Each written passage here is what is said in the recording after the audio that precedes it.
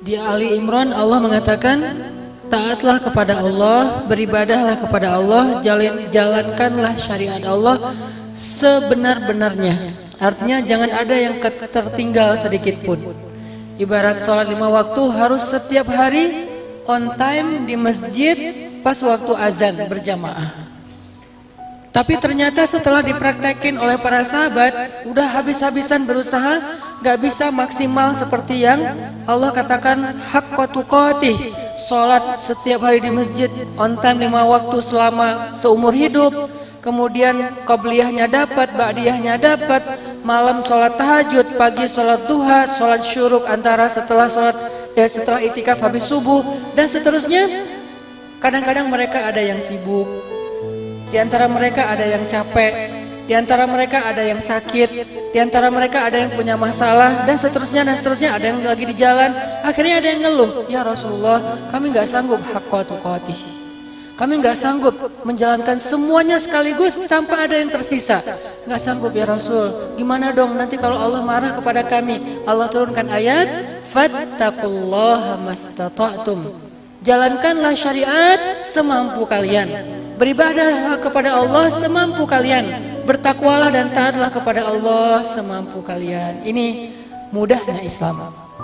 Jadi nggak perlu kita mudahin lagi, sebetulnya Islam sendiri udah mudah. Kemudahan dari Allah Subhanahu wa taala. Nanti ada lagi ayat. Ini kita masih membahas tentang kemudahan Islam. Nanti goalsnya, outputnya saya pengen kita lebih yakin lagi untuk berhijrah. Lebih yakin lagi untuk ngejadiin Islam sebagai behavior kita, perilaku kita, sebagai our lifestyle, cara hidup kita. Kenapa? Karena cara hidup Islam itulah cara hidup paling mudah dan dimudahkan oleh Allah. Ayatnya Al-Baqarah, kemudian akhir Al-Baqarah, Ali Imran, Taghabun. Ada lagi ayat di surat Thaha, Allah berfirman, "Ma anzalna 'alaikal Qur'an litashqa." Tidaklah kami turunkan kepadamu Al-Quran litashqa. Apa arti litashqa? Menyusahkan kamu. Al-Quran itu tidak Allah turunkan untuk menyusahkan kita, enggak sama sekali. Justru Al-Quran itu diturunkan untuk memudahkan kita, bukan untuk memberatkan, justru untuk meringankan kita.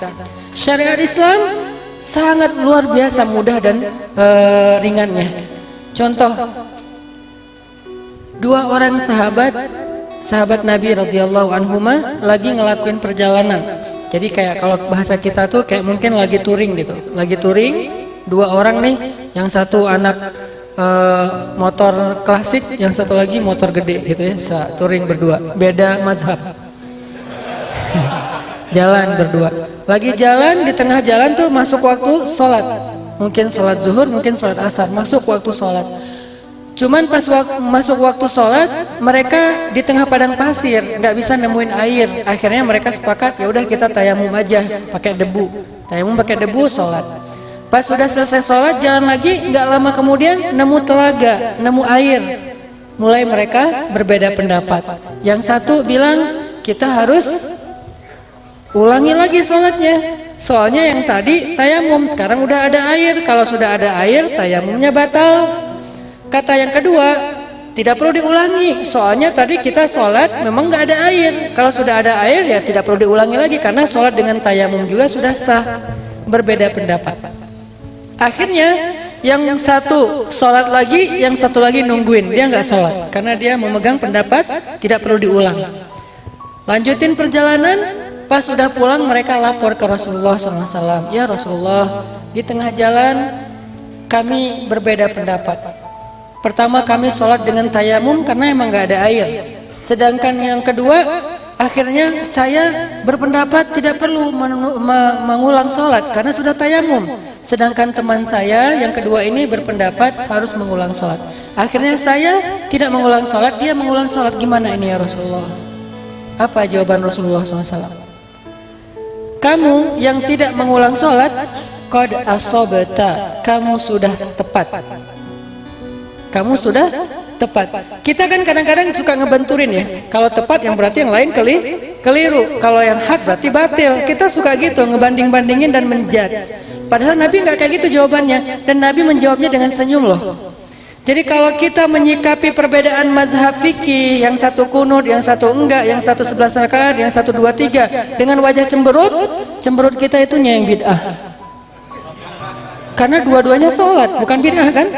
Yang sholat tarawih 11 sholat, yang 2, 3 sholat, yang kunut sholat subuh, yang enggak kunut juga sholat subuh. Enggak ada yang bid'ah, yang bid'ah yang cemberut, yang saling menjudge. Karena sunnah Nabi ketika menyikapi dua sahabatnya yang berbeda pendapat, beliau tersenyum. Lalu beliau mengatakan, kamu yang tidak mengulangi sholat, asobata, kamu udah tepat. Sedangkan kamu yang mengulangi sholat 2 kali, kamu dapat pahala 2 kali. Ini Islam. Enggak dibentur-benturin sama Nabi. Kenapa kamu ngelakuin apa yang saya enggak lakukan? Dasar kamu ahli neraka apa? Enggak. Padahal Rasulullah pemilik dalil loh.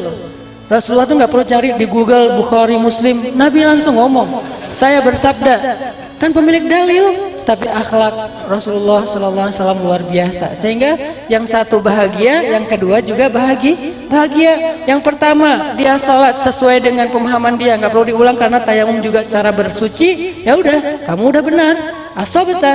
Tapi yang mengulangi, kamu dapat pahala 2 kali lipat. Kira-kira mana yang kita pilih? Ya dua-duanya baik. Ya, astagfirullah, salah nanya. Baper sih. Maksud saya dua-duanya baik. Yang pilihan pertama yaitu sholat sekali baik. Pilihan yang kedua, ya gitu deh. Oke. Ini diantara contoh gimana Rasulullah SAW memberi kita teladan. Kalau Islam itu asik banget, santai banget, nggak kaku. Selama memang yang dilakukan itu bukan maksiat kepada Allah SWT.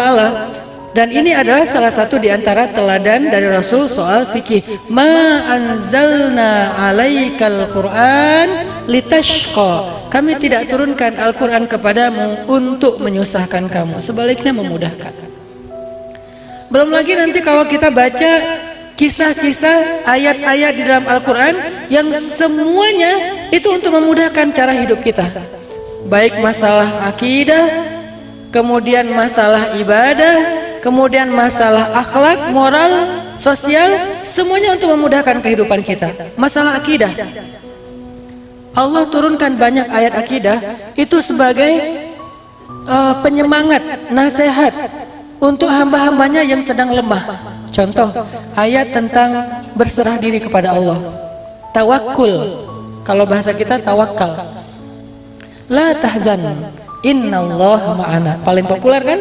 La tahzan, innallaha ma'ana. Jangan sedih, jangan takut, jangan khawatir, Allah bersama kita. Itu justru mempermudah kita loh dalam menghadapi hidup, dalam menghadapi masalah. Karena kalau orang nggak berpegang kepada Allah, terus dia pegangan ke siapa? Yang rapuh.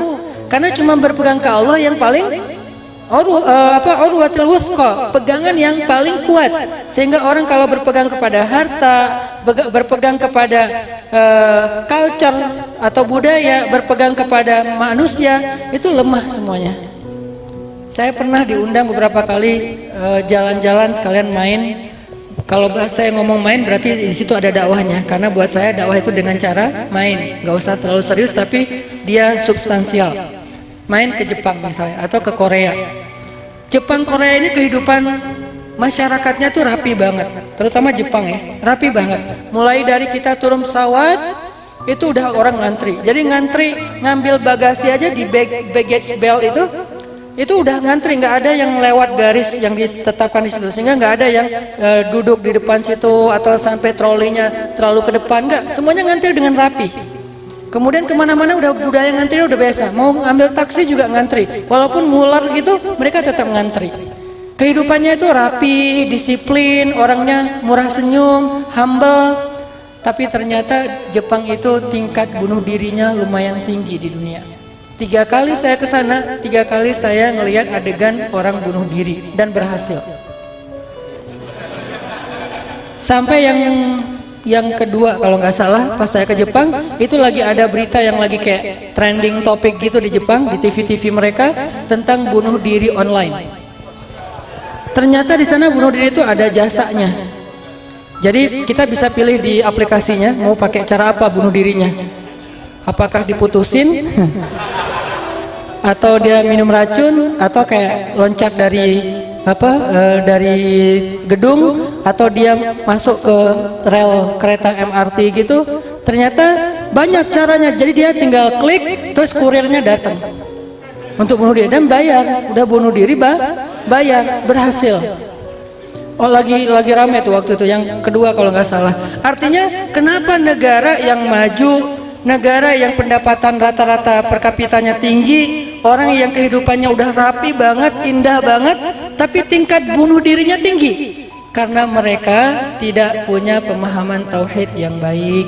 Memang nggak kenal Allah. Buat mereka agama itu hanya culture. Jadi mereka nggak bilang agama Islam, yang disebut budaya Islam. Mereka nggak bilang agama Nasrani, budaya Nasrani.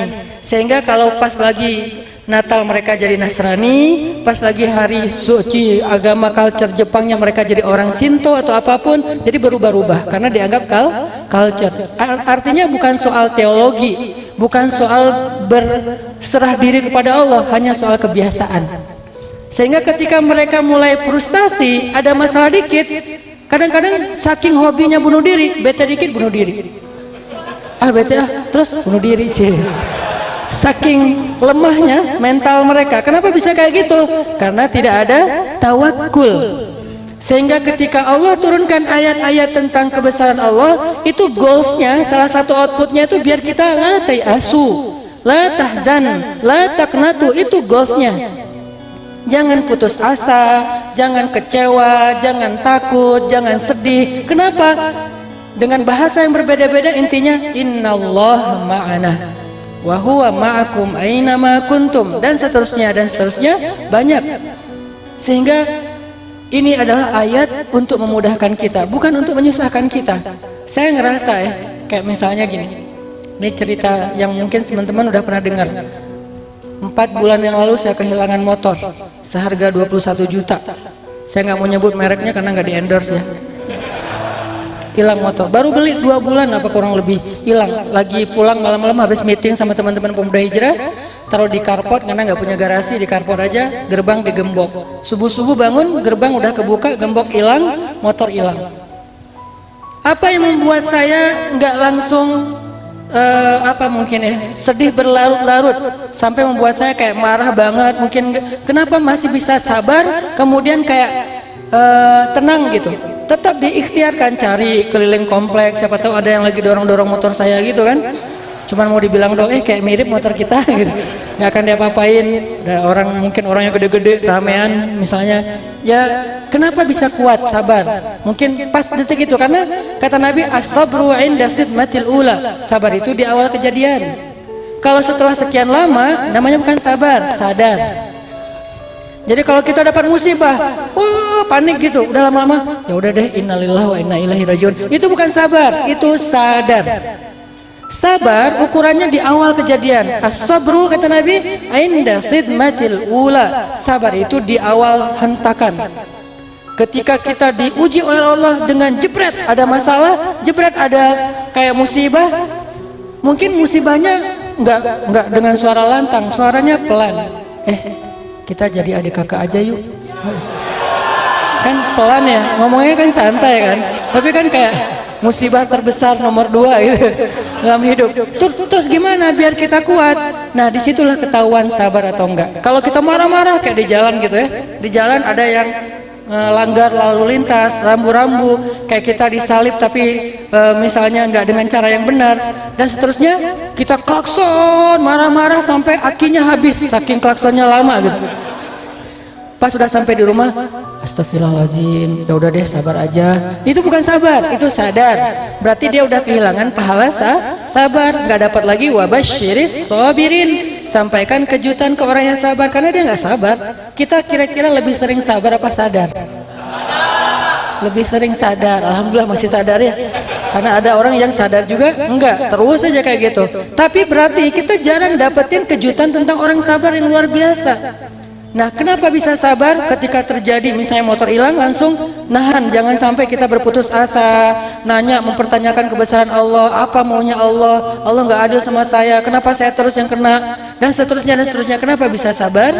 Karena kita yakin kepada Allah. Kata Nabi, siapa yang ketika kehilangan sesuatu, lalu dia membaca doa, Allahumma ajurni fi musibati wa akhluf li khairam minha, Allah akan menggantikan yang dia kehilangan itu dengan yang lebih baik. Itu janji Allah dan Rasul. Karena kita yakin kepada Allah dan Rasul, setiap hari kita bilang sadaqallah, setiap hari kita bilang sadaqar Rasul, akhirnya tenang. Kan buahnya itu kan ketenangan. Ala bidzikrillah tatmainnul qulub. Zikir di sini itu bukan cuma subhanallah subhanallah, bukan. Ketika kita ingat Allah dalam masalah kita, jadi tenang. Kenapa? Masalah kita kalau ditaruh di depan mata kita itu jadi gede. Begitu ditaruh di hadapan Allah jadi kecil. Dunia ditaruh di depan kita besar banget. Dunia ditaruh di depan Allah lebih ringan daripada 11 sayap nyamuk. Sehingga artinya apa? Masalah apapun kalau kita hadapin sendiri itu nggak akan kuat, kegedean masalahnya. Tapi kalau ditaruh di hadapan Allah itu jadi ringan, gampang, sepele banget, receh. Karena kita taruh di hadapan Allah, jangan di hadapan kita. Makanya kalau ada masalah, jangan taruh di depan kita, taruh di depan Allah. Cara naruh masalah di hadapan Allah, taruhlah dia di atas sajadah dalam sujud panjang kita. Itu cara naruh masalah di hadapan Allah. Begitu kita taruh dengan doa-doa kita, langsung ringan. Kenapa? Itu mah receh di hadapan Allah. Kalau kita nggak yakin dengan doa, wakhluf li khairam minha, kita bakalan putus asa. Baru juga beli 3 bulan, kayak sedih banget gitu kan. Udah belinya cash lagi, nggak ada asuransi yang bisa balikin, artinya nggak bisa ngeklaim kemana-mana, kan rugi nih. Tapi kalau ada kalimat kita taruh aja kepada Allah, Allah motor saya hilang, ganti dong yang lebih bagus. Kan itu kan terjemahannya kan. Karena kalau kita baca bahasa Arab nggak ngerti terjemah kayak agak kurang greget gitu. Seberapa greget lo doa aja. Jadi harus ngerti terima ya Allah motor saya hilang, ganti dong yang lebih bagus. Udah tenang. Kenapa tenang? Karena yakin. Karena buah dari keyakinan itu sakinah, tenang. Seminggu kemudian, alhamdulillah Allah ganti dengan motor seharga 31 juta. Sebulan kemudian, ini lagi diganti dengan harga motor 45 juta. Masya Allah ya, subhanallah. Ini nih Allah ganti 2 motor loh sekaligus. Satu 31 juta, satu lagi 45 juta. Jadi kalau ada masalah dalam hidup teman-teman, tinggal bilang aja, ya Allah saya ada masalah nih kecil. Jangan bilang, ya Allah masalah saya besar banget. Karena kita meletakkan masalah itu di depan mata kita, jadi gede. Coba taruh di hadapan Allah. Kata Allah, kata Nabi, dunia dan seisinya di mata Allah itu lebih ringan daripada 11 sayap nyamuk. Apalagi ini bukan dunia dan seisinya, cuman recehnya dunia. Berarti kan nggak ada apa-apanya. Tenanglah, ya Allah saya punya utang sedikit, cuman 100 miliar. 100 miliar itu gede karena ditaruh di depan kita. 100 miliar jadi kecil ditaruh di hadapan Allah. Allah lahu ma fis samawati wa ma fil ard. Miliknya apa yang ada di langit dan di bumi. Berarti 100 miliar jadi receh atau di depan Allah. Karena receh gampang buat Allah untuk nolong kita. Kecuali kegedean. Ya Allah saya nggak mau minta gede-gede, kasihan juga Allahnya. Enggak. Ya pasti nggak akan ngasih. Kalau gede-gede kan lama ya prosesnya ya. Kita mencarikan uang gede juga lama. Tapi kalau receh langsung nih ambil aja. Udah lupa malah setelah dikasih, saking recehnya. Jadi kita minta ke Allah itu receh banget, sehingga buat Allah tuh gampang ngasihnya. Dan ini kan ajaran rububiyah, keep the faith. Kalau bahasa pemuda hijrah, kita yakin sama Allah, la tahzan. Jadi ayat itu justru untuk memudahkan hidup kita, sehingga makin banyak kita hafal ayat-ayat tentang tauhid, tentang kebesaran Allah. Harusnya hidup kita tuh jadi lebih easy going loh. Tenang ada Allah, tenang ada Allah. Maryam alaihassalam atau radhiyallahu anha, tergantung mazhab. Ada yang mengatakan Maryam nabi berarti alaihassalam. Ada yang mengatakan Maryam itu bukan nabi tapi orang soleh berarti radhiyallahu anha. Ketika ngelahirin anaknya seorang diri, makanan qasiyah, tempat yang sangat jauh, nggak ada bidan, nggak ada siapa-siapa, sendiri, Maryam sedih dan takut. Saking takutnya, takut apa? Takut dibully. Karena Bani Israel itu hobinya tuh ngebully orang di sosmed. Itu Bani Israel banget tuh. Jadi mereka senang banget pakai hashtag bulian. Itu Bani Israel. Bisa dibilang kayak bangsa paling bawel tuh Bani Israel. Jadi Musa tuh sabar banget sama Bani Israel. Sehingga Nabi ketika pernah dibawelin sama sahabat sekali, Nabi bilang apa? Musa pernah diperlakukan lebih berat dari ini dan dia sabar. Sehingga Nabi sabar. Apa waktu itu yang terjadi sama Nabi? Nabi dituduh nggak adil dalam membagi ghanimah. Kata mereka, Nabi ini kayaknya ini udah lebih mendahulukan keluarganya daripada kita. Ini udah nggak fair. Ini bukan karena Allah lagi. Nabi sedih digituin sama mereka. baca komen-komen mereka, broadcast mereka di segala grup-grupnya para sahabat. Kan sedih tuh. Apa yang buat Nabi agak sedikit nahan diri? Karena Musa pernah lebih berat lagi dibully sama Bani Israel. Nah, Maryam takut dibully. Dibully apa? Punya anak nggak punya suami. Dan itu jadi celah banget untuk ngebully Maryam. Sehingga Maryam saking takutnya, Maryam mengatakan gini, ya laitani mittu qabla hadha wa kuntu nasyam mansiya. Seandainya saya mati aja, kata Maryam. Saya nggak sanggup hidup kalau kayak gini. Gimana kalau nanti mereka ngebully saya? Gimana kalau nanti saya jadi trending topik di mana-mana, orang menghina saya, hashtag tentang saya, Maryam hina, Maryam selingkuh, Maryam apa? Gimana? Aduh, saya nggak sanggup hidup kalau kayak gini, kata Maryam. Agak sedikit mengeluh tapi belum berlebih-lebihan. Allah langsung mengatakan, la tahzani ya Maryam, jangan sedih Maryam. Qad ja'ala rabbuki tahtaki sariyya. Minumlah, di bawah kakimu sudah keluar mata air. Ditenangkan dulu, minum. Kan orang kalau lagi panik itu disuruh minum dulu. Udah beres minum, ya Maryam. Wa huzzi ilaiki bijad'in nakhlah tusaqit 'alaiki rutban janiyya. Coba kita pakai logika memahami ayat ini, bukan pakai tafsir. Pakai logika. Maryam itu baru bersalin, lagi lemah-lemahnya. Cewek baru ngelahirin sendiri, nggak punya siapa-siapa, lagi lemah fisik, lemah mentalnya karena takut kepada bulian Bani Israel. Allah kasih perintah apa coba? Goncangkan pangkal pohon korma. Kira-kira logis nggak sih ini perintah? Jangankan Maryam yang lagi lemah, 10 laki-laki menggoyang pohon korma itu belum tentu goyang loh. Karena pohon korma lebih gede daripada pohon kelapa. Ini perintah nggak logis nih.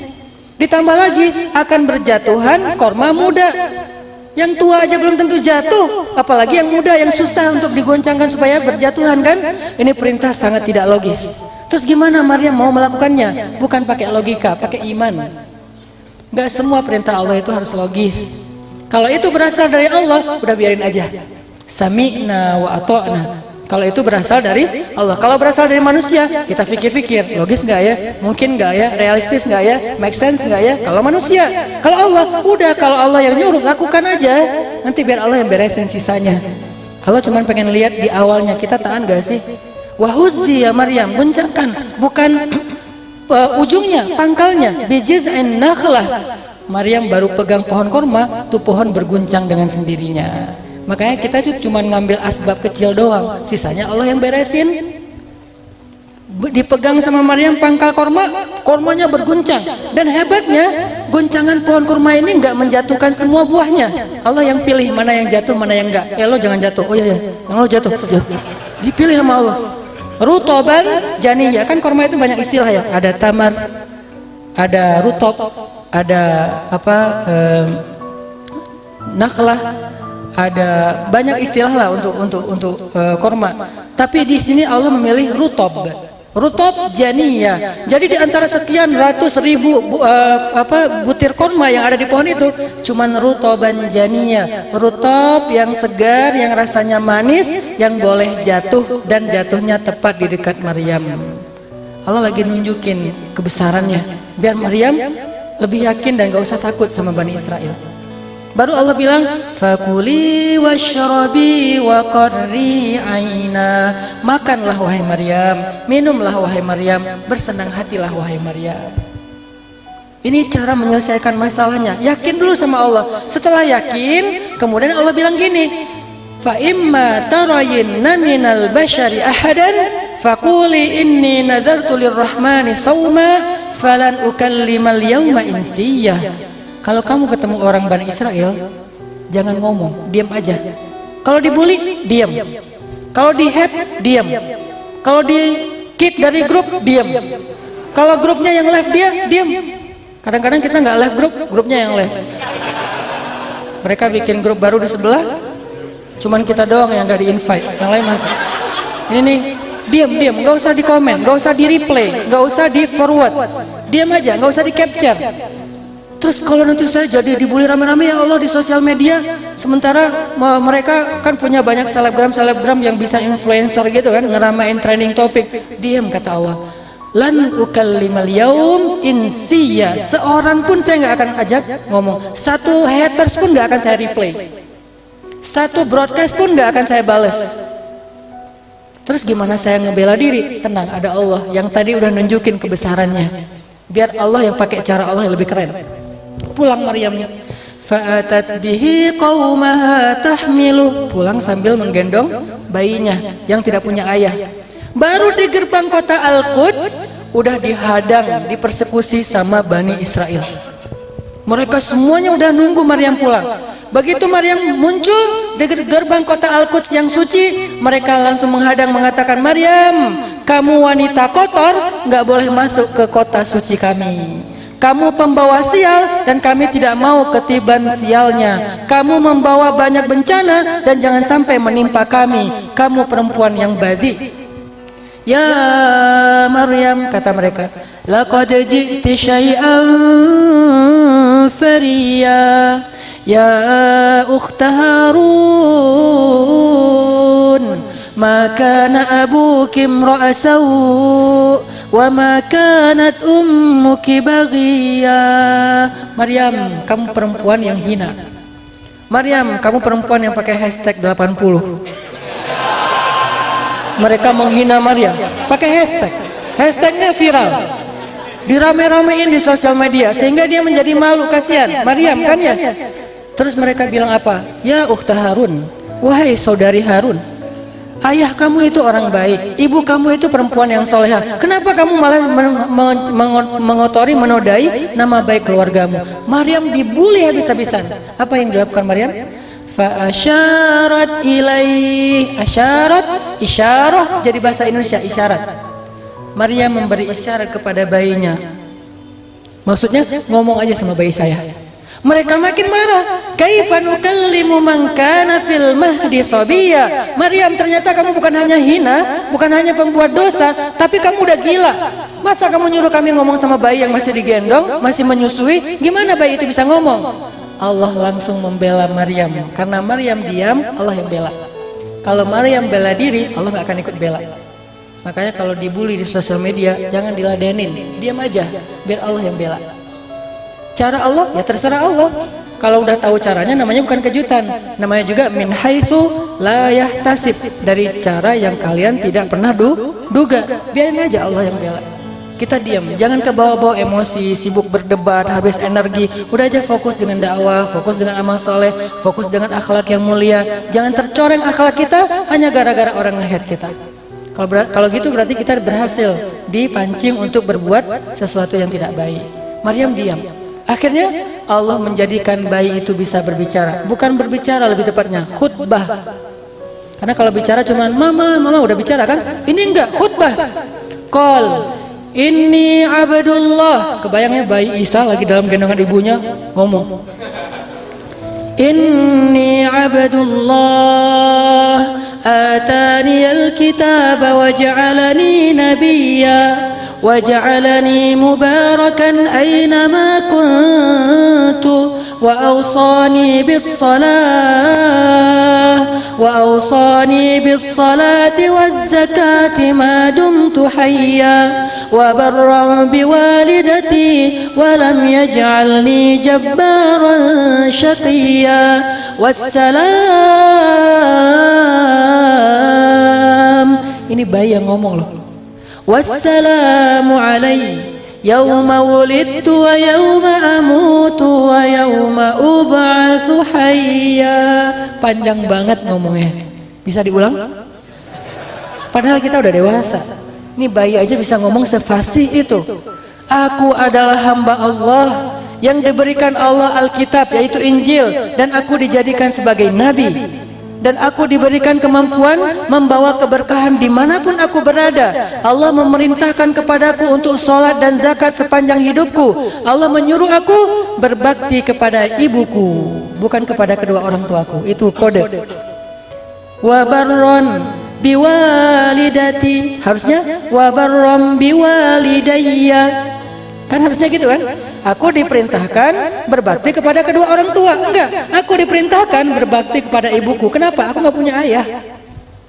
Bukan ada ayah tapi nggak bertanggung jawab. Bukan, nggak punya ayah.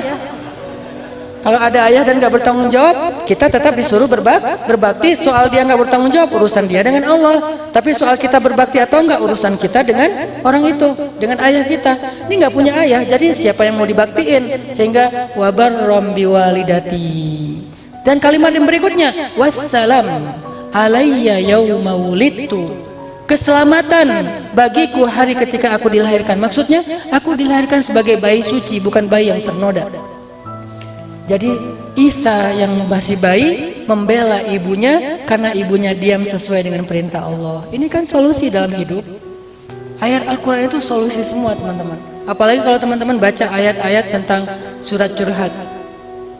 Apa surat curhat teh? Mujadalah. Surat diputusin. At-talaq. Kan surat diputusin kan? Ya, lo gue N itu kan at-talaq kan? Udah beres, udah putus gitu. Nah, itu kalau kita baca surat-surat itu semuanya ajaran untuk memudahkan kita, bukan untuk mempersulit. Contoh, at-talaq. At-talaq itu kan asbabun nuzulnya Nabi baru mentalak Hafsah istri beliau, tapi kita nggak boleh suuzon. Kata ulama, sesuatu terjadi di antara Nabi dengan Hafsah sampai Nabi menceraikan Hafsah. Tapi dua-duanya soleh pastinya. Rasul udah pasti soleh, Hafsah juga perempuan yang soleh. Jadi kita nggak bisa menjudge sejarah. Jangan pernah menjudge sejarah, karena kita tidak hadir ketika adegan itu ada. Cukup ambil pelajaran aja nih. Apalagi sejarah tentang keluarga Nabi, lebih nggak boleh lagi dijudge. Sejarah yang bukan keluarga Nabi aja nggak boleh dihakimi, apalagi keluarga Nabi. Yang jelas terjadi sesuatu, Nabi menceraikan Hafsah. Dibawa pulanglah Hafsah ke rumah Umar, ayahnya. Allah langsung mengutus Jibril. Wahai Jibril, datang kepada Muhammad, suruh dia merujuk Hafsah. Jibril datang, ya Rasulullah, kenapa Rasulullah menceraikan Hafsah? Hafsah itu sawwamah qawwamah. Apa arti sawwamah qawwamah? Sawwamah dari kata soma, yasumu, orang yang melakukan puasa namanya soim. Kalau cewek namanya soimah. Itu yang melakukan puasa. Jadi kalau dia pernah berpuasa, soim.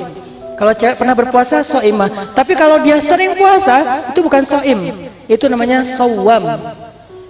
Pakai tasydid. Kenapa tasydid? Karena filosofi tasydid dalam bahasa Arab itu penegasan.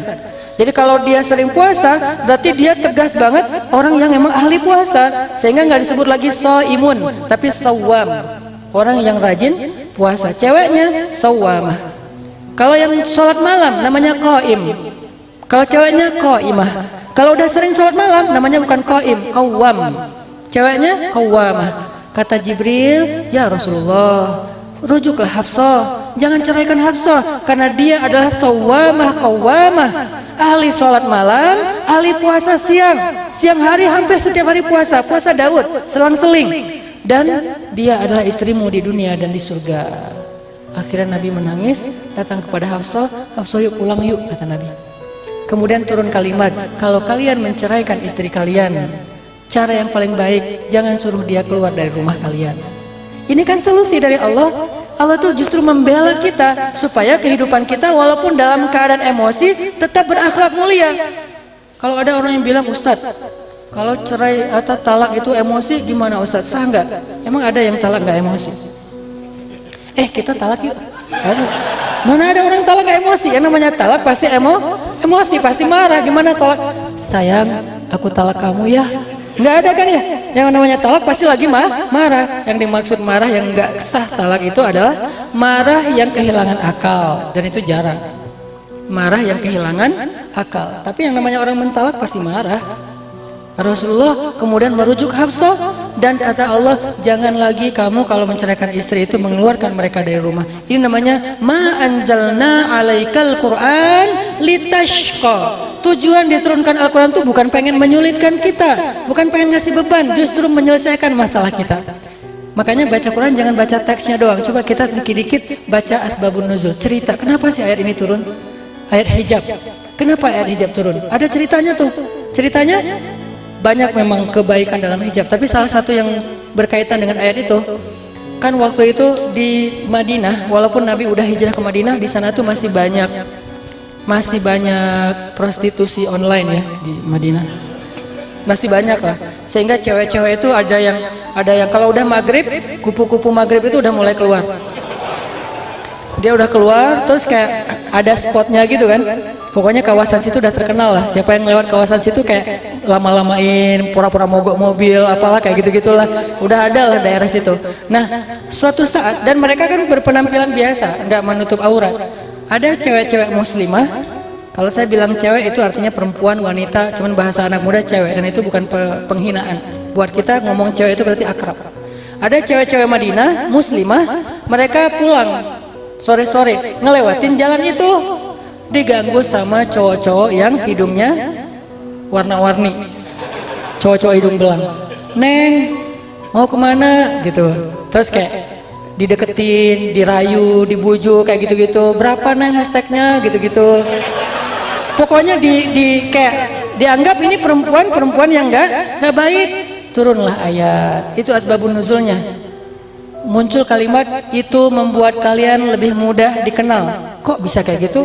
Kenapa udah ditutup malah lebih dikenal? Nah ini nih, maksudnya kalau kalian menutup aurat lebih mudah dikenal bahwa kalian itu perempuan baik-baik, bahwa kalian itu muslimah, sehingga nggak akan diganggu. Itu goals tujuan dari syariat hijab, supaya nggak diganggu sama orang-orang yang tidak baik akhlaknya. Karena ketahuan nih perempuan baik-baik, tidak menjual dirinya, nih perempuan yang muslimah, menjaga kehormatannya. Kalau mereka jangan diganggu, itu maksudnya. Sehingga Allah mengatakan, katakan kepada istrimu dan perempuan-perempuan yang beriman agar mereka menjulurkan jilbabnya. Itu membuat mereka lebih dikenal. Maksud lebih dikenal, bisa dibedakan mana muslimah, mana yang belum muslimah. Ma anzalna 'alaikal Qur'an litashqa. Kami tidak turunkan Al-Qur'an untuk memberatkan kalian. Semuanya memudahkan. Semuanya. Cuman yang bikin kesannya kadang-kadang berat itu praktek. Orangnya, oknumnya kayak waris. Ilmu waris itu kan yang agak kurang bisa diterima buat cewek-cewek itu kan karena nggak sama rata kan. Adil tapi nggak sama rata. Karena keadilan itu nggak harus sama rata. Keadilan itu proporsional. Laki-laki dapat 2, cewek dapat 1. Sekarang saya pengen buktiin kalau waris itu sebetulnya lebih nguntungin cewek. Cowok dapat 2 bagian, cewek dapat 1 bagian. Tapi jangan hanya melihat bagiannya. Kenapa cowok dikasih 2 bagian? Ini namanya maqasidus syariah. Ini yang kalau alhamdulillah saya belajar di Mesir. Mesir itu kan diajak berfikir. Kita belajar fikih namanya persepsi fikih. Belajar tafsir, ilmu menafsirkan Al-Quran. Jadi kita punya persepsi gitu. Kalau di beberapa tempat mungkin orang nggak mau tahu, terserah deh maksudnya apa, yang penting ayatnya gitu kan ya. Ini nggak jadi bijak. Kita harus tahu kenapa, apa maksud Allah. Namanya maqasidus syariah. Maqasid, maksud dari bahasa Indonesia maksud. Apa maksud dibalik 2:1? Cowoknya dapat 2 bagian, cewek dapat 1 bagian. Apa maksudnya? Maksudnya biar cowok ini punya tanggung jawab untuk menafkahi perempuan, cewek. Artinya kalau dikasih waris 2 bagian, cowok itu 2 bagian harta waris itu dibagi dengan istrinya, dibagi dengan anaknya, dibagi dengan ibunya, dibagi dengan adiknya yang belum punya suami. Kalau dia dalam keadaan ada masalah, dia yang bertanggung jawab untuk membagi 2 bagian warisnya untuk keluarganya, karena dia yang menafkahi. Tapi cewek dikasih 1 bagian, itu nggak dibagi buat dia sendiri. Cowok dikasih 2 bagian, bagi-bagi. Cewek dapat 1 bagian, enggak, buat dia sendiri. Dia bisa beli perhiasan untuk dia sendiri, dia bisa investasi, dia bisa tabung sendiri. Siapa yang lebih untung? Cewek. Kenapa cewek protes? Karena bukan syariatnya yang salah, bukan ceweknya yang salah, cowoknya salah memaknai maqasidus syariah. Ambil 2 bagian, hanya hak, tapi kewajibannya nggak diambil. Harusnya fair, kalau haknya 2 bagian, kewajibannya juga 2 bagian. Sehingga tanggung jawab yang paling tinggi dalam menafkahi itu ada di paman, ayah, kakak, saudara laki-laki, suami, ada di mereka, bukan di bibi, ibu, istri, adik yang perempuan, bukan. Sehingga mereka dapat hanya untuk diri mereka sendiri. Kita dapat, kita bagi-bagi sama mereka. Itu Islam. Jadi sisi mana dari Islam yang sebetulnya nggak fair coba? Kalau kita baca maqasid dari syariahnya, tujuan dari penerapan syariah itu. Ini artinya teman-teman, udahlah, yuk kita belajar pelan-pelan, belajar menerapkan Islam dalam hidup kita. Tapi Islam bukan cuma ritual. Islam bukan cuma di masjid. Islam bukan cuma ibadah. Islam itu whole dari kehidupan kita. The whole of life dari kehidupan kita itu Islam. Islam itu juga main, Makanya ada orang yang membedakan main nama ibadah itu seolah-olah yang ibadah itu berpahala, main itu dosa. Saya nggak sependapat. Saya memahami Islam syumuliyatul Islam, komprehensifnya Islam. Islam itu juga ada adegan main. Emang Nabi nggak pernah bermain-main? Bahkan ada hadis 3 bermain-main, 3 perbuatan sia-sia dan berpahala. Main-main sia-sia tapi berpahala. Salah satunya apa?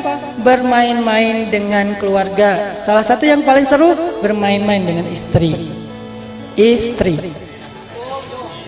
Bermain-main dengan istri itu main-main aja pahala loh.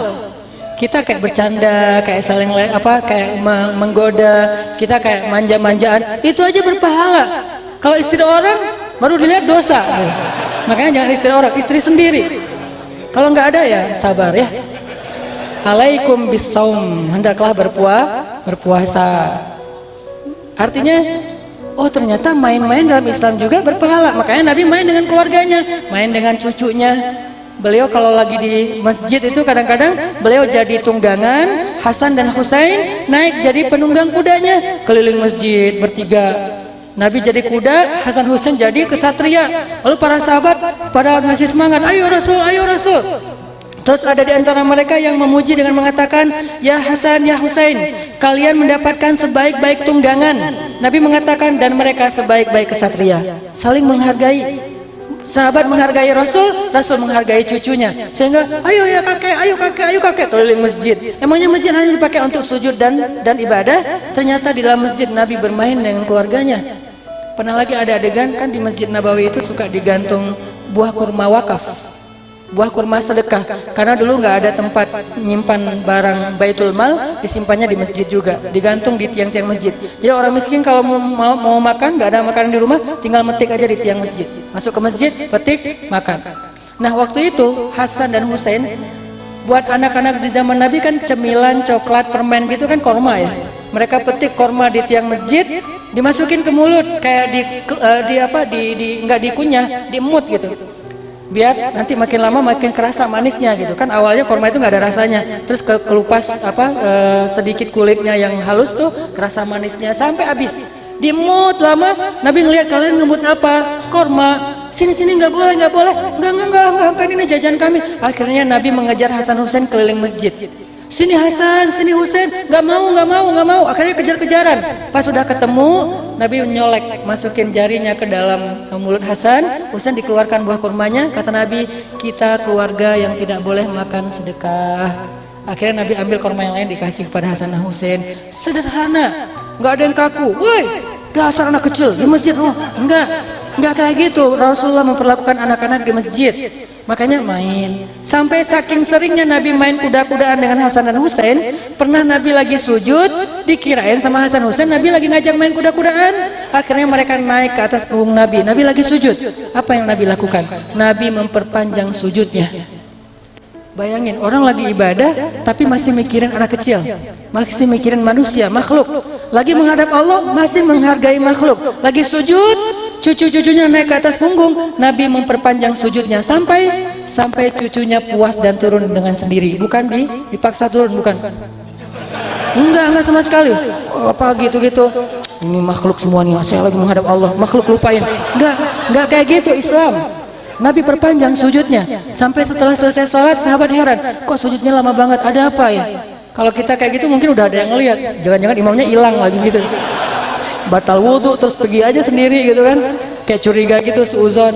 Sahabat enggak, mereka diam aja sampai beres sholat. Ya Rasulullah, kenapa sujudnya lama sekali? Kata Rasul, tadi pas lagi sujud cucu-cucuku naik ke atas punggung dan aku tidak mau mengganggu mereka bermain. Ibadah tapi nggak mau ganggu orang main. Terus sejak kapan ibadah kita itu egois sampai mengganggu orang lain? Sementara Rasul ibadahnya aja nggak pengen mengganggu cucunya yang lagi main, bukan lagi ngapa-ngapain, lagi main loh. Terus Nabi lagi sholat. Ini bukti Islam tuh memudahkan. Tadinya pengen baca surat yang panjang, Al-Baqarah. Baru baca Alif Lam Mim, Allahu Akbar. Sahabat tadinya udah semangat karena mereka senang kalau sholatnya panjang-panjang kan. Kalau di kita kan panjang dikit banyak kode kan. Ada yang bersin-bersin, batuk-batuk, terus batuk-batuknya berkode. Udahan. Batuk tapi pakai kode gitu. Kalau dulu tuh makin panjang mereka makin semangat. Alhamdulillah Al-Baqarah, Alif Lam Mim, mudah-mudahan 1 juz. Ternyata Allahu Akbar, belum juga beberapa ayat. Setelah selesai sholat sahabat nanya, ya Rasulullah kenapa kok pendek banget sholatnya nggak kayak biasanya? Kata Nabi apa? Tadinya pengen baca panjang, tapi tiba-tiba aku mendengar seorang bayi menangis di belakang dan aku tidak ingin menyusahkan ibunya. Ini namanya ma anzalna alaikal qur'ana litashqa yuridullahu bikumul yusra wala yuridu bikumul usr. Jangan ngerasakan lagi sholat udah terserah bayinya, ntar Allah sendiri yang mendiamkan dia. Jangan gitu. Ini mumpung saya baru hafal nih 1 juz nih. Kayak jadi pamer ya. Makanya teman-teman, Rasulullah itu emang praktek dari Al-Quran yang paling ideal kan. Sehingga kalau kita baca Quran nggak paham sirah Rasul, kayaknya kita nggak akan bisa memahami Al-Quran secara utuh. Ini main-main dengan keluarga. Belum lagi nanti main dengan Aisyah. Kebenaran memang Aisyah ini adalah istri Nabi yang paling sering diajak touring. Kenapa? Kan Nabi itu ngundi istrinya, kalau lagi mau touring itu diundi, keluar nama. Kenapa kok Aisyah paling sering? Gak fair dong, bukan. Aisyah paling sering gara-gara kalau keluar nama Saudah itu suka kasihan sama Aisyah. Ya Rasulullah, kasih buat Aisyah aja deh. Jadi giliran Saudah dikasih buat Aisyah, giliran Ummu Salamah dikasih buat Aisyah. Aisyah itu sering dapat hadiah waktu dari istri-istri Nabi yang senior. Karena istri Nabi kan ada 2 geng gitu kan. Kata siapa Ustadz? Kata ulama, bukan kata Hanan. Kata ulama, istri Nabi itu punya 2 kelompok. Cuman bahasa kita kan kelompok itu geng. Geng itu bukan negatif ya. Jangan selalu menerjemahkan bahasa anak muda itu negatif. Anak muda itu insya Allah positif juga. Jadi istri Nabi itu punya 2 kayak grup gitu. Yang satu grup senior, adminnya Saudah. Yang satu lagi grup junior, adminnya Aisyah. Nah, Saudah sama Aisyah ini kayak soulmate-an banget. Saudah tuh sayang banget sama Aisyah. Jadi begitu keluar nama Saudah, ngeliat Aisyah kayak lagi pengen gitu touring bareng Rasul. Aisyah pengen jalan, ya pengen sih. Ya udah buat Aisyah aja. Ya udah buat Aisyah aja. Jadi semuanya sayang sama Aisyah. Walaupun tetap ada adegan cemburu, tapi secara umum mereka sayang sama Aisyah. Makanya Aisyah itu paling sering diajak touring sama Nabi, sering traveling. Nah, dalam perjalanan touring, Nabi itu sering banget main sama Aisyah. Sahabat-sahabat lagi di rest area. Kalian duluan. Kata Nabi, kalian duluan gitu. Tinggalkan saya sama Aisyah. Mobil saya sama Aisyah bawain aja. Ntar kita nyusul. Nyusulnya lari. Pas sahabat udah duluan, udah beberapa lama, udah jauh, Nabi bilang, Aisyah lomba lari yuk. Itu Nabi loh, bukan Ustadz. Jadi kalau Nabi aja main, masa Ustadz gak boleh main? Main sama siapa? Sama pasangan. Aisyah lomba lari yuk. Yuk kata Aisyah. Lari mereka berdua. Aisyah menang. Nabi komen dalam adegan itu. Ketika kalau bahasa kita diposting, Nabi komen, Aisyah waktu itu masih kurus. Nanti pas touring berikutnya, entah berapa bulan, entah berapa tahun, Nabi bilang lagi, Aisyah lari lagi, lomba lari. Ayo kata Aisyah, lari. Nabi yang menang, Aisyah kalah. Kata Nabi, ini balasan untuk yang sebelumnya. Aisyah yang komen, saya waktu itu udah gemuk. Coba perhatikan. Ketika Aisyah kurus, Nabi yang komen. Ketika Aisyah gemuk, Aisyah yang komen. Nabi nggak mau komen. Akhlak. Nabi nggak mau bilang waktu itu Aisyah udah gemuk, nggak mau, menjaga perasaan Aisyah. Tapi pas Aisyah masih langsing, Nabi bilang Aisyah waktu itu kurus. Begitu udah gemuk, Aisyah yang ngomong, aku udah gemuk. Ini akhlak Rasulullah SAW. Gimana Nabi itu orangnya easy going banget, santai, nggak keluar dalil. Padahal beliau, aku bersabda, bisa kan? Nabi itu kalau misalnya istrinya lagi ngambek, nggak disikapin pakai dalil. Qala Allah wa qala Rasul, nggak. Kalau istrinya lagi ngambek, pakainya akhlak, bukan dalil, akhlak. Ini keren banget loh. Yang saya sering cerita lagi touring, bawa 2 istri, Aisyah sama Sofia. Waktu itu Sofia umurnya sweet 17, 17 tahun. Kalau sekarang tuh lagi sibuk-sibuk persiapan UN. Aisyah tuh umurnya 16 tahun, beda setahun. Kalau sekarang lagi sibuk-sibuk di OSIS gitu kan. Jadi ini untuk menggambarkan betapa mereka tuh masih muda banget 2 orang nih. Aisyah sama Sofia touring. Mobilnya Sofia cuman 1000 cc, pakai touring. Mobil Aisyah 4000 cc. Otomatis cepet banget kan. Begitu ada tanjakan, mobil Aisyah nggak naik, mobil Sofia nggak naik. Mobil Aisyah udah jauh ke depan, Nabi di tengah. Sofia, Aisyah, bingung gitu kan. Udah sampai di rest area, Nabi datang ke Aisyah. Aisyah, boleh minta tolong nggak, kata Nabi. Itu bahasanya lembut loh panggilnya. Wahai Aisyah. Yang bikin bahasanya tinggi itu khatib. Wahai Aisyah, itu khatib. Kalau Nabi nggak gitu ngomongnya, pelan. Wahai Aisyah gitu. Aisyah kalau bahasa kita ya. boleh minta tolong nggak, kata Nabi. Makanya kalau kita belajar sejarah tuh resapi juga emosional sejarah, karena saya emang senang sastra, storytelling kayak gitu-gitu dan senang baca sejarah. Nabi bilang, Aisyah boleh minta tolong nggak? Minta tolong apa ya Rasulullah? Itu Sofia. Aisyah langsung gak enak hati nih. Sofia itu mobilnya kecil, bagasinya banyak. Aisyah kan bagasinya sedikit, mobilnya gede. Boleh nggak kali ini sekali aja Aisyah naik mobil Sofia, Sofia naik mobil Aisyah. Soalnya kasihan mogok terus mobil Sofia di belakang. Aisyah cemburu dan marah. Apa kata Aisyah? Anda itu Nabi bukan sih? Gitu nanyanya. Coba kita digituin. Anda itu Ustadz bukan sih? Coba.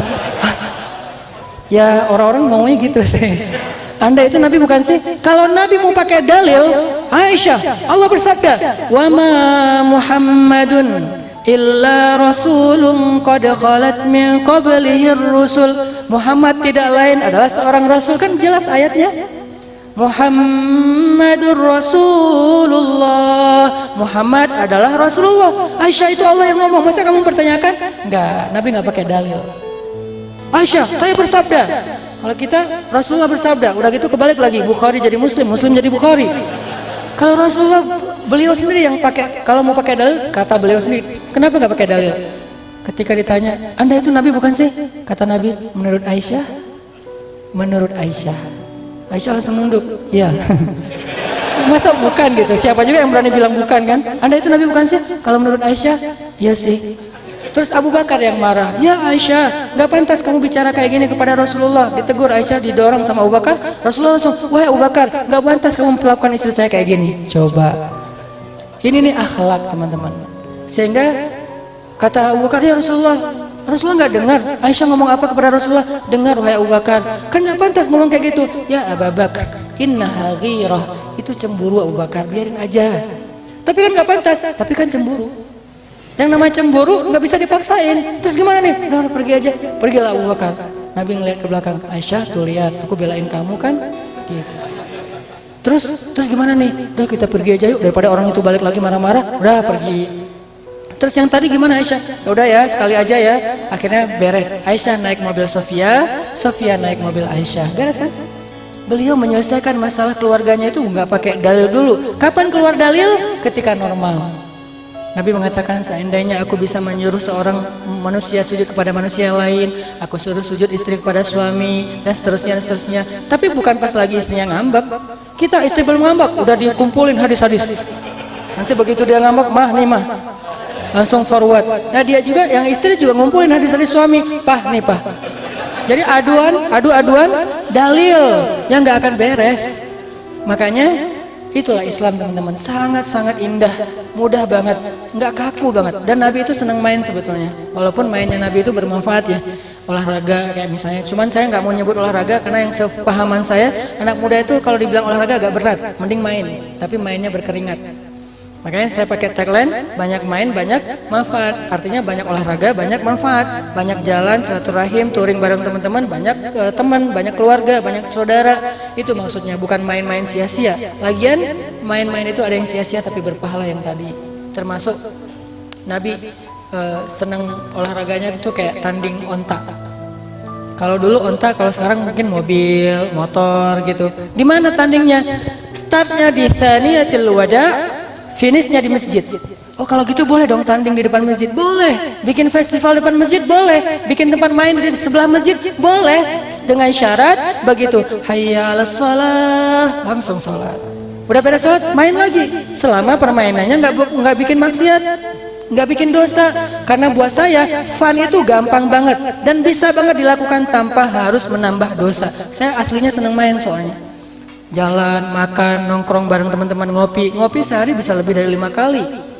Kenapa? Emang seneng ngopi, seneng nongkrong bareng teman-teman. Dari sejak di Kairo, ngopi bareng teman-teman. Alhamdulillahnya nggak pernah kayak alhamdulillah pacaran nggak pernah. Terus kayak alhamdulillah walaupun tinggal di Aceh nggak pernah nyoba ganja, nggak pernah narkoba, nggak pernah. Walaupun mungkin teman-teman sebagian ada yang sampai kayak gitu, ada yang ditaruh dalam Indomie, ganti bumbunya Indomie gitu kan?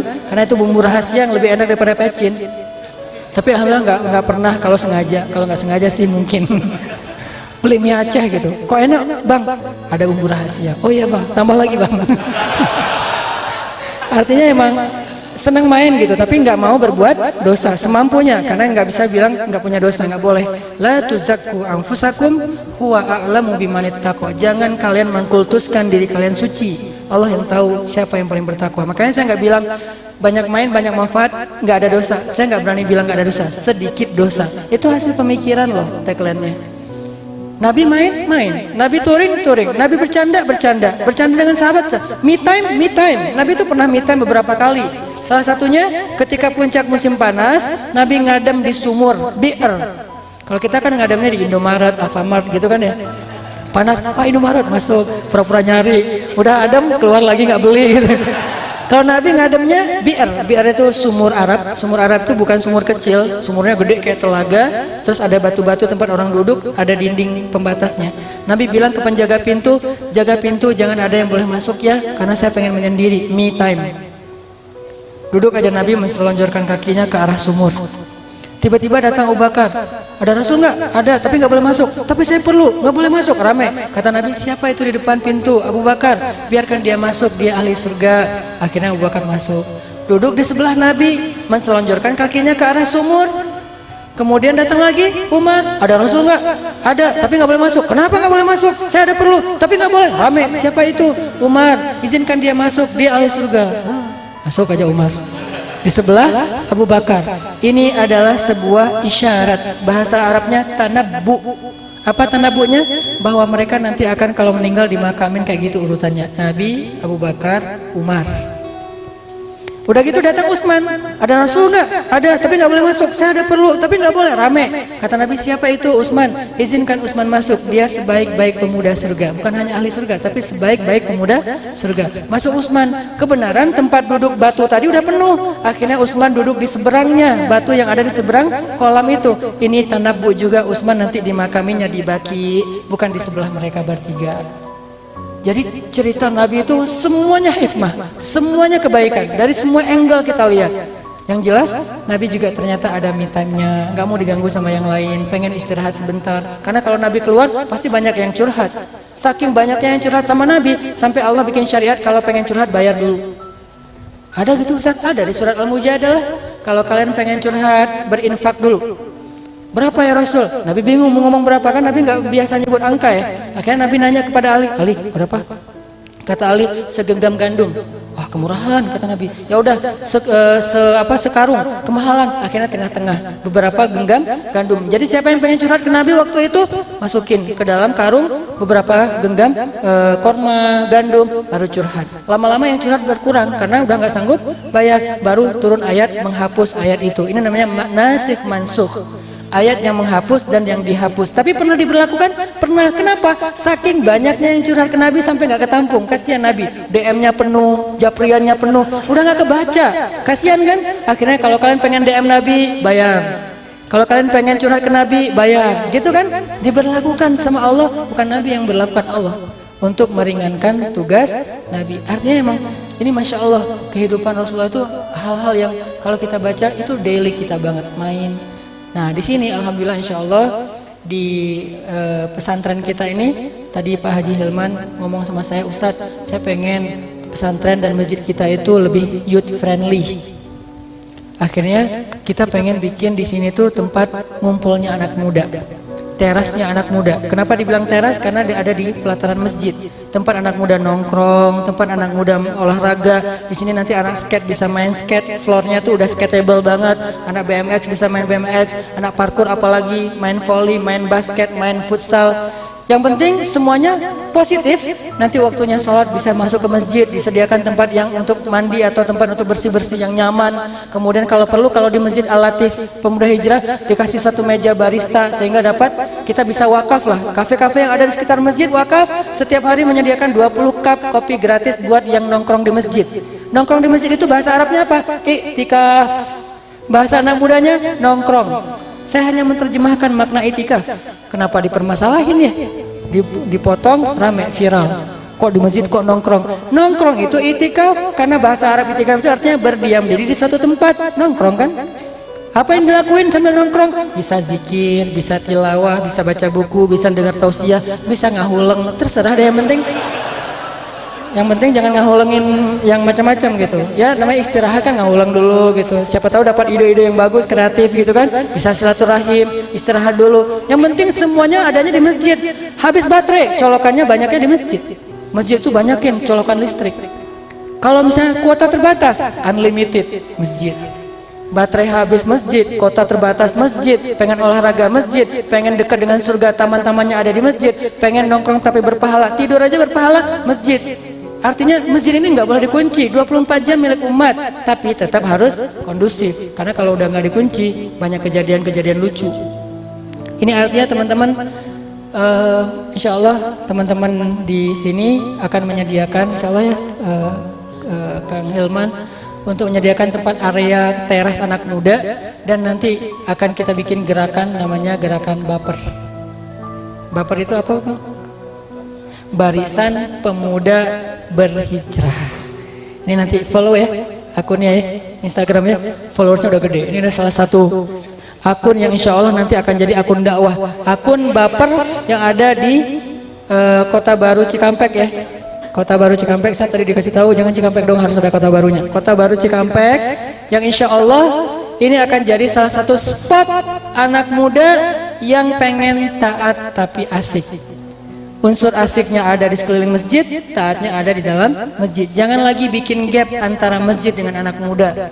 Jangan lagi bikin gap antara ibadah dengan hobi. Nggak ada gap.